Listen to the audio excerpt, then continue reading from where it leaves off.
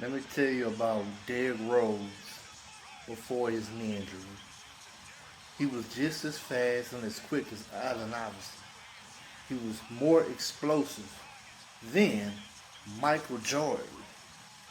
Yes, he had more hops than Michael Jordan.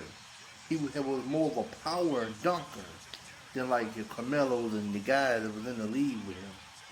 And he attacked the rim with reckless abandon in human life. He don't care about shit. He was just gonna put somebody in that rim. And he was so fast, he made all the players that was in their prime at that time look slow and not for sure if they want to be in the same league again. Now you gotta remember, LeBron was in his prime, Kobe was in his prime, Dirk, Dwight Howard, Dwayne Wade. And you gotta remember that's the year when the Heat, Dwayne Wade, LeBron, all of them was on team. He was the youngest to win the MVP.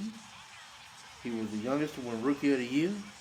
He was also one of the youngest people to start hitting buzzer beaters and winning the game. And unlike a lot of people like the LeBrons, the D Wades, their first couple buzzer beating shots, they actually missed more than they made. He was on the positive side of the spectrum where he made more than he missed for game time or winning shots.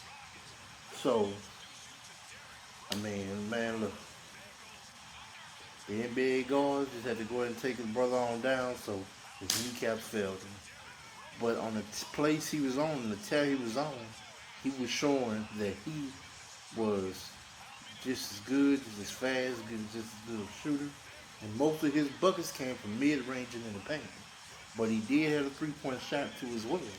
So the thing was, LeBron has always been known as the strongest person. And he could bully anybody. Well, they realized Derrick Rose was like the smaller version of a little tank running through. Because he was bullying and people and knocking people out the way because of his speed and his power. So, look at it. He was already on track where he probably would have got him an NBA championship. He already had brought the Bulls to the conference finals. So he was already on a path to destruction to lay waste to these boys in the NBA.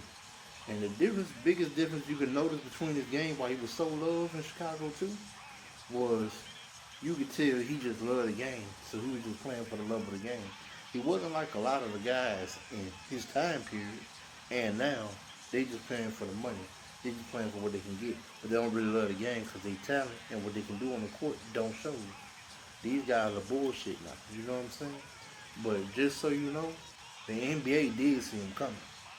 They did see, hey, he gonna probably get a couple of championships under his belt.